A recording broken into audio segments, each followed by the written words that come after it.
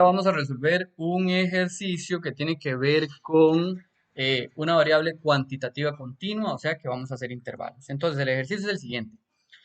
Dice el enunciado, los siguientes son datos que representan una muestra del rendimiento en grasa de la leche de 17 vacas Holstein. Este uno que está aquí, básicamente es un pie de página, una nota en el pie de página, donde lo que explico es que el rendimiento de leche, perdón, el rendimiento de grasa en la leche, pues es una de las variables más importantes para poder construir o generar cualquier tipo de producto lácteo, ¿ok? Entonces, cada una de estas observaciones lo que representa es el rendimiento de grasa de la leche de 17 vacas de esta raza durante un mes. Eso es lo que significa. Entonces, este 32 es que una vaca Holstein durante un mes generó un rendimiento de grasa en la leche que dio de 32 kilogramos. Muy bien. Entonces ahora vemos que es una variable cuantitativa continua. ¿Ok? Entonces tenemos o deberíamos de hacer una distribución de frecuencias eh, mediante datos agrupados. Muy bien. Podemos seguir estos pasos que están aquí. ¿De acuerdo? Podemos. Digo que podemos porque podríamos seguir otros, pero estos son los que propongo. Ordenar los datos de menor a mayor, como lo hicimos anteriormente en la distribución de frecuencia no agrupada. Especificar el número de clases, ¿ok? O el número de intervalos. Calcular el tamaño o amplitud de la clase, determinar el ancho ajustado, el tamaño de la clase, identificar los límites de la clase y construir, o más bien, contar los datos para determinar la frecuencia absoluta y así construir toda la distribución de frecuencias. Muy bien. Entonces, vamos a ver. Los datos, por favor, si ustedes observan, los datos se encuentran ordenados de menor a mayor. Entonces, ya esto es un trabajo que no tengo que hacer. Ahora, para especificar el número de clases, se puede utilizar un método que se llama Sturges, que en material de clase, pues especifica, y especifica otro tipo de métodos también, pero para este ejemplo vamos a utilizar Sturges. Entonces, Sturges dice que el número de intervalos que vamos a tener va a ser igual a 1 más 3.3 por el logaritmo en base 10 de n, siendo n el total de observaciones de la muestra, que para nuestro caso, como dijimos, es 17. Entonces, esto va a ser igual a 1 más 3.3 por el logaritmo en base 10 de 17. Si lo metemos a la calculadora, nos dice que es 5.06. Entonces, nosotros vamos a definir 5 intervalos. ¿De acuerdo? Muy bien. Vamos al paso 3. El paso 3 es determinar cuánto tiene que ser la amplitud del intervalo. Y para determinar la amplitud del intervalo necesito calcular otra amplitud. Y esto tiene que quedar claro. Esta amplitud que está aquí es la amplitud, amplitud de los datos. ¿Qué es la amplitud de los datos? Es tomar el valor mayor de rendimiento en grasa menos el valor menor. Este 40.1 es el valor mayor y este 17.2 es el valor menor. Voy a ir a los datos nuevamente. 40.1 fue el valor mayor y 17.2 el valor menor. El mayor menos el menor eh, representan la amplitud de los datos, ¿ok? Una vez que tengo la amplitud de los datos, podría calcular la amplitud de la clase o la amplitud del intervalo. ¿Y esto cómo se puede hacer? Tomando esa amplitud de los datos y dividiéndola entre el resultado de lo que me dio el método Sturges. ¿Ok? Y eso me genera 4.5256.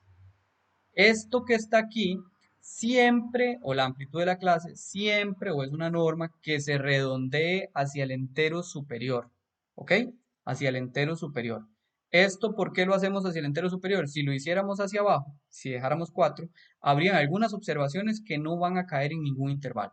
Y eso no me lo permite el método para construir distribuciones de frecuencia agrupadas. Entonces siempre se redondea hacia arriba, ¿ok? Hacia la parte superior. Muy bien. eh, la amplitud de la clase es común que sea redondeada. Esto fue lo que dijimos, hacia el entero superior. Y entonces, ¿cómo serán? ¿Cómo construyo los límites? Entonces, los límites los voy a construir así muy fácil. Tomo el valor menor de mis datos. 17.2, voy a ir nuevamente arriba, para que esto quede muy claro, porque es importante. Vean que 17.2 es el menor de mis datos. Entonces, tomo el menor, ¿y qué hago luego de tomar el menor? Le sumo lo que calculé como amplitud del intervalo, que es este 5. 17.2 más esta amplitud de intervalo me da 22.2. Vuelvo a poner el 22.2. Le vuelvo a sumar 5. 22.2 más 5, 27.2. Vuelvo a poner el 27.2. Le vuelvo a sumar 5. 27.2 más 5, 32.2 y así los construyo. ¿Y cuántos voy a construir? Lo que dijimos, 1, 2, 3, 4, 5, lo que nos dijo Sturges. Sturges nos dijo en la parte de arriba que teníamos que construir 5 intervalos. Muy bien. Una vez que tengo estos intervalos o estos límites, tengo un problema y el problema es el siguiente. ¿Qué pasará?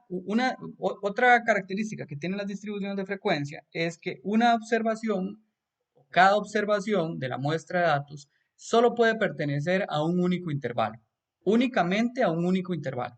Entonces, yo voy a ir a los datos un momento, voy a subir un momento a los datos y voy a decir, ¿dónde ubicaríamos 27.2? Esta observación, 27.2 kilogramos de esta vaca que dio este rendimiento en grasa durante un mes. 27.2, ¿dónde la vamos a ubicar? ¿En cuál intervalo? Puede ser en el segundo, porque vea que aquí está 27.2, pero podría ser en el tercero, que también está 27.2. Entonces ya esto es contradictorio con lo que acabamos de decir, que una observación solo puede caer una vez o solo puede pertenecer a un intervalo. Esto implica que debería de calcular unos límites que son un poco distintos a estos que se le llaman límites reales. ¿Cómo los construyo? Lo primero que tengo que entender para construir los límites reales es cuántos decimales tiene mi variable de estudio. Si tiene 0 decimales, entonces yo resto al límite inferior 0.5 y resto al límite superior 0.5. Pero vean que este no es el caso de nuestra variable. Nuestra variable tiene un decimal. Y como tiene un decimal, tendría que restar 0.05. ¿Ok? La cantidad de ceros delante del 5 después del punto van a ser la cantidad de decimales que tienen mis datos. Si mis datos hubieran tenido dos decimales, entonces aquí sería 0.005. ¿De acuerdo? Voy de nuevo. Mis datos tienen un decimal y como tienen un decimal, a cada uno de los límites, tanto superior como inferior, de cada una de las clases, le tengo que restar 0.05. Observe que este 2 que está aquí no es que este valor está elevado a la 2, es nuevamente un pie de página, donde aquí explico un poco eso que acabo de decir. Muy bien, entonces si agarro 17.2 y le resto 0.05 me da 17.15. Si tomo 22.2 y le resto 0.05 me da 22.15 y así sucesivamente. Ahora, ¿dónde voy a ubicar el valor de 27.2? Listo, ya no tengo problema. 27.2 irá en el tercer intervalo. ¿Por qué no irá en el segundo? Porque ya no cabe. No sé si lo logran ver. 27.2, aquí llega hasta 27.15. O sea, 27.2 está después de este. Entonces, ¿dónde cae? Cae en el tercero. Muy bien. Una vez que tenemos los límites reales y los construimos de la manera en que lo acabo de explicar, podemos ir a construir ahora sí la distribución de frecuencia. Muy bien. Entonces la distribución de frecuencia estará formada. Esta es un poco distinta a la distribución de frecuencia para no agrupados que vimos en el ejemplo anterior. Esto tendría un L mayúscula sub I y un L mayúscula sub I más 1. Este que está aquí es el límite inferior, que equivale a estos que están aquí, y este otro, un límite superior que equivale a esto. Muy bien. Luego tenemos un C sub I. El C sub I es la marca de clase o centro de intervalo. El C sub I es este centro de aquí. ¿Cómo lo calculo? Es muy simple. Para calcular este 19.65 no es más que tomar 17.15, sumarle 22.15 y dividirlo entre 2. Ese sería el centro. Muy bien, y así construyo todos los E sub i. El N sub i, ¿cómo construyo el N sub i? Es muy simple. Me voy a fijar en las observaciones, que ya las tengo ordenadas de menor a mayor, y determino cuántas de esas observaciones caen en este intervalo. Por favor, para el video, tome el PDF y asegúrese de que estos valores que están aquí le dan igual que este ejemplo. Entonces, 3 valores de las observaciones caen en este intervalo. 3 valores caen en este otro intervalo, 8 valores caen en este intervalo, 2 valores caen en este intervalo y un valor cae en este intervalo. Es importante que se cerciore de que esto queda claro. ¿Cuál es la frecuencia absoluta acumulada? Pues es simple, ya lo vimos en el ejemplo anterior. Tomamos el 3, este 3 que está aquí, 3 más 3, más este otro, serían 6.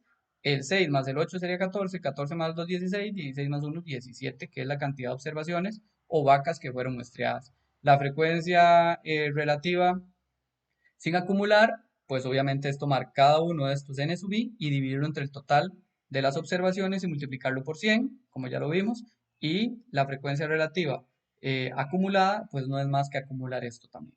Observe que aquí también se nos pasó de 100, pero eso es por el redondeo que se realizó. Entonces, y entre más decimales tenga aquí, más cercano a 100 va a ser esto. Pero aquí es muy importante entender que lo correcto es que cierre en 100. Muy bien, y ahora, unas conclusiones que podemos tomar de esta distribución de frecuencia. Pues básicamente una podría ser, observen este 48.6. Entonces resulta que el 48.6 de las vacas de la muestra, porque observen que estamos en estadística descriptiva, solo podemos hacer conclusiones de la muestra, no de la población. Entonces, el 48.6 de los animales muestreados tienen un rendimiento de grasa de 32.15 kilogramos o menos. ¿De acuerdo? Porque vea que va hacia abajo. O menos. ¿Cuál otra conclusión puede ser? Otra conclusión puede ser que el 48.6% de las vacas dieron un rendimiento de grasa entre 27.15 y 32.15. ¿De acuerdo? Y otra conclusión podría ser, en el 83.36, es que este 83.36% ¿a qué equivale? Que el 83.33% de las vacas dieron entre 32.15 kilogramos o menos, ¿de acuerdo? O menos, porque esto viene acumulándose. Muy bien, ¿y cuál otra conclusión podría ser? Bueno, que el 5%, o sea, el menor porcentaje de vacas, en este caso solo una, el 5%, casi el 6% más bien, dieron un rendimiento de grasa entre 37.15 y 42.15. O sea, dieron un rendimiento de grasa bastante alto, pero fueron el 5.8%, o sea, bastante bajas. En este caso, solo una vaca. Y esas podrían ser unas posibles conclusiones, así muy rápidas, muy por encimita. En las clases presenciales tal vez vamos a ahondar un poquito más sobre la situación. Muchas gracias.